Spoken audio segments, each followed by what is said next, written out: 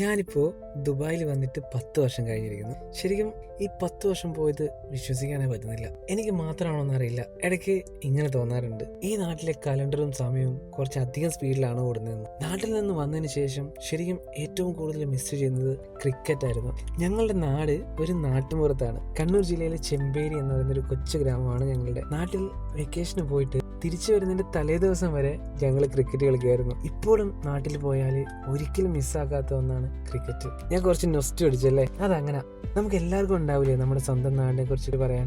നമുക്ക് ഒത്തിരി ഇഷ്ടമുള്ള, നമ്മൾ ഒത്തിരി മിസ് ചെയ്യുന്ന കാര്യങ്ങൾ. ഇന്ന് എൻ്റെ ഡ്യൂട്ടി 10 മണിക്കാട്ടോ. ഇതാണ് റഷാദ്.